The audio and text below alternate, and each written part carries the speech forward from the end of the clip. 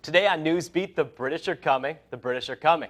Cody, the British are already here. Find out why today on Tiger TV Newsbeat. Also find out why the fight to save everyone's favorite coffee shop might not be exactly what it seems. And when the last time you put on your reading glasses? Well, an LSU sorority is putting theirs on all week. All this and more, Tiger TV Newsbeat starts right now.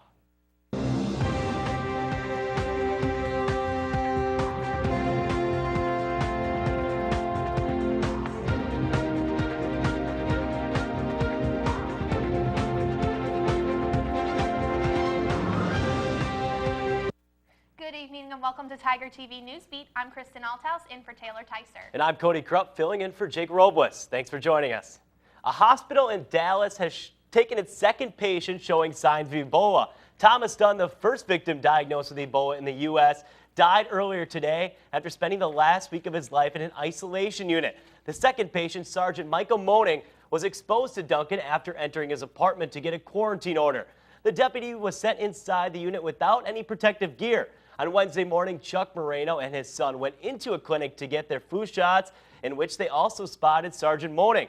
After an employee confirmed Sergeant Moaning might have Ebola, the father and his son quarantined themselves in an examination room, put on surgical masks, and sprayed a disinfectant on themselves. Sergeant Moaning will remain isolated until further tests are conducted. In other national news, a college student in Norfolk, Virginia sues her university after being brutally raped. The lawsuit claims that the school did not do enough to protect the female students from sexual assaults on campus and fails to adequately help them after they have been assaulted. Attorney Jonathan Halprin of Richmond said that his client was left beaten and bruised and that nurses and counselors did not offer help in alerting the police. Virginia Wesleyan administrators expelled the student they found to have committed the crime. Everyone on campus is talking about the iconic coffee house that will close its doors at the end of the school year. Highland Coffee has been a part of the LSU community for generations and served as a place for students to come and do homework or study. Some patrons of the shop worry about where they will have to go to find a new place to get work done. Cry because this is like home away from home. Although the shop's closing comes as a surprise to patrons, the shop's owner, Clark Condazzo, has known about the rising lease prices for 3 years. The landlord of the location, Hank Surridge, spoke to Tiger TV reporters today, explaining that the closing of the shop has nothing to do with him. Instead, the shop's doors will close because Condazzo refuses to pay for market value for the location. Surridge also says that the closure of the shop will be completely up to the Condazzo. We have reached out to the Condazzo for a comment. There has been no response yet, but keep turning in to Tiger TV updates for the story. BBC Pop-Up is traveling around to 6 cities to cover the stories that aren't known outside of that city. So what information do they want from LSU students? Reporter Amanda Luskin has the story. BBC Pop-Up is traveling to 6 cities in 6 months and have stopped in Baton Rouge. They came to LSU to speak to students about important things in the Baton Rouge community for them to cover. But tonight is all about you. Surprise! It's not actually about what we're doing, but it's about what you have to say about your community.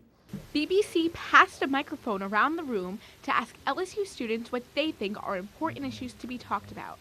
They then had them write their ideas down and tape them to the wall of the holiday forum. It's what you want us to do, right? So if it's a human interest story, it's because somebody told us to do a human interest story. If it's a lifestyle story, it's because somebody asked us to do a lifestyle story.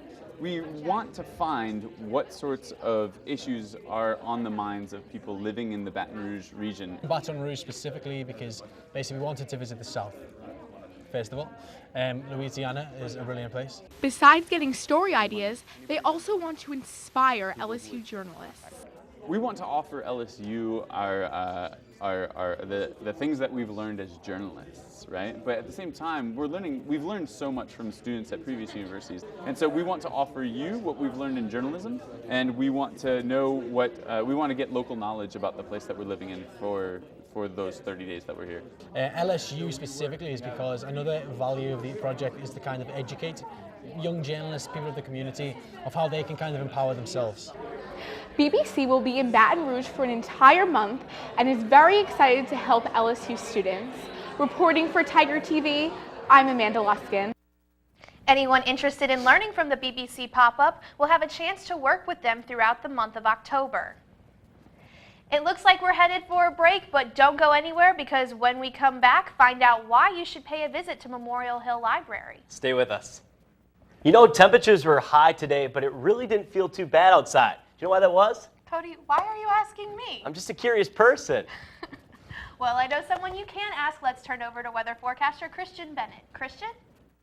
I got you, Cody. I know today wasn't as hot and muggy as I originally thought it was going to be either. We saw highs at 87 degrees with lows in the 70s.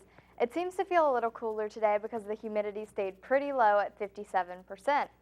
And we had a little breeze with winds at 6 miles per hour. Tonight, we're going to see kind of the opposite situation going on. We're going to see lows at 71. We'll have light winds with wind speeds at 5 miles per hour. And even though the temperature is going to drop, that doesn't necessarily mean it's going to feel cooler because we'll have 90% humidity. Just goes to show that we have to look at all aspects of the forecast because humidity and wind can play big roles in how it feels outside, especially here in Louisiana. We all know a thing or two about humidity. That's all I have for now, but I'll be back later in the show to tell you about the weather for the rest of the week. Now back to Cody and Kristen at the desk. LSU Law Center hosted an open house for prospective law students. The open house welcomed students to the Law Center with refreshments and door prizes. Prospective students were able to meet some of the Law Center's faculty and staff. This even gave students information about the admissions process and students the opportunity to tour the Law Center. Students who attended this event were given application waivers if they were choosing to apply in the future. Part of our program consists of an actual mock class where students will see what it's like to sit in on an actual class. They also hear from current students where current students provide insight as far as their day-to-day activities as a law student. Yesterday, students learned about the resources available to them at the Memorial Hill Library.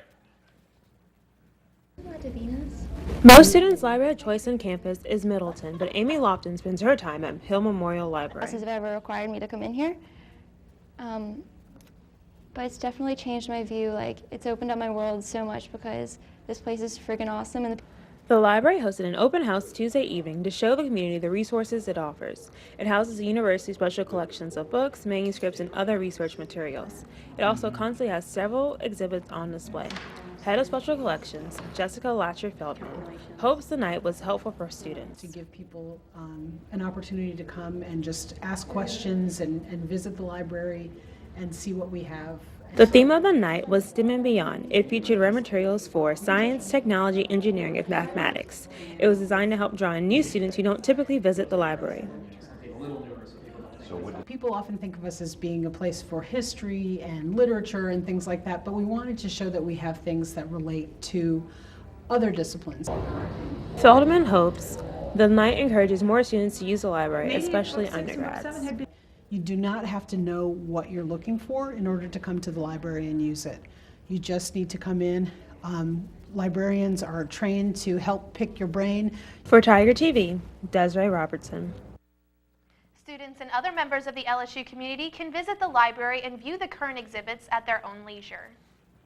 Coming up after the break, September may be over, but the party is just getting started for some LSU students. Tiger TV's Kira Schutte has the inside look on how some students are celebrating where they came from. Stay with us. The Hispanic population on campus is celebrating Hispanic Heritage Month and inviting everyone to join in. Tiger TV reporter Kira Schutte explains how you can learn more about the Hispanic culture. I love associating myself with diversity and being Hispanic because not many people can say that. Elizabeth Borda isn't the only Hispanic on campus who loves her culture. The Hispanic Student Cultural Society, also known as the HSCS, is celebrating Hispanic Heritage Month with a bang, running programs, panels, and even a fiesta night at the dining hall. But Leonardo Martinez explains that there is more to their culture than meets the eye. Hispanics in itself, it's a very diverse culture because it comes there's Latinos from many different countries. Despite diverse backgrounds, Christy Nguyen, coordinator of cross-cultural affairs, explains that the population is underrepresented at LSU. There's a little bit over 900 students that are Hispanic Latino here, but only 190 or so students graduate with their bachelor's, and a little bit over 30 students with their master's. The HSCS urges students to use Hispanic Heritage Month to rid themselves of misconceptions about the population.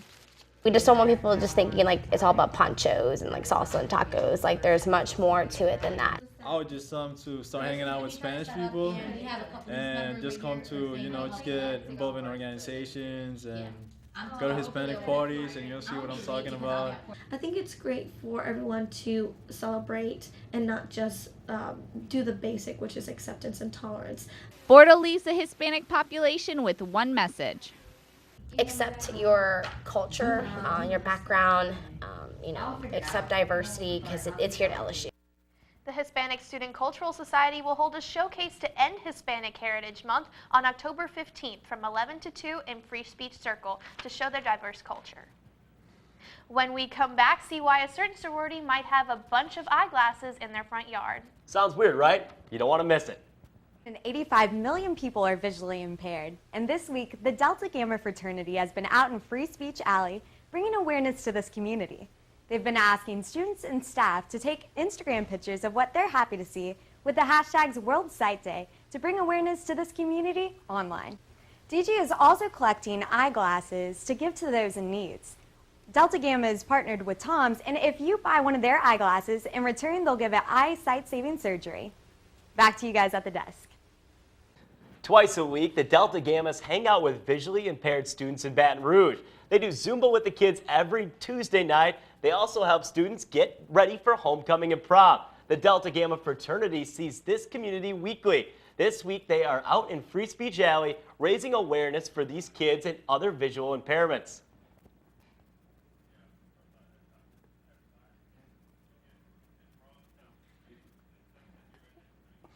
Now let's take a look at our weather. Christian? Well, Thursday we're going to see highs at 87 degrees with lows at 71 degrees. We'll see wind speeds picking up at just a little over 8 miles per hour. We'll see humidity at 78%. It'll be cloudy for the most part, but we're looking at a 50% chance of afternoon showers. Yes, we're going back to that old song and dance. Sunshine in the morning, storms in the afternoon. I'm hoping the precipitation will dissipate and we won't see those clouds rolling in tomorrow afternoon, but just to be on the safe side, you may want to bring your raincoat for tomorrow. Let's go ahead and take a look at our week ahead. We're going to see temperatures averaging in the 80s. We're going to see mostly sunny skies, but of course we're looking at the potential showers for Thursday and Friday. It's looking pretty nice for the weekend, and that's always great. This has been your weekend weather. After the break, we're going to take a look at a big football choke. Literally. Don't go anywhere. LSU fans across Louisiana and the country are feeling like that Ole Miss fan this week after the 41-7 dismantling Auburn put on Coach Miles' number 15 Tigers. Auburn controlled LSU in every facet of the ballgame. Gus Malzahn's high-powered offense put up 566 yards and held Brandon Harris to 0 of 13 on third down conversions. When news of Alabama getting beat in Oxford by Ole Miss, Oklahoma falling to TCU, and earlier with Mississippi State upsetting Texas in Starksville, Jordan-Hare Stadium in Auburn was rocking at full decimal, as over 87,000 fans had much to cheer about. This created an environment tough for any visiting team, but especially for an LSU team starting a record number of freshmen, with a true freshman starting at quarterback in his first collegiate start in what is considered one of the toughest venues in all of college football. Coach Miles and his players had an opposite idea of what effect the environment played.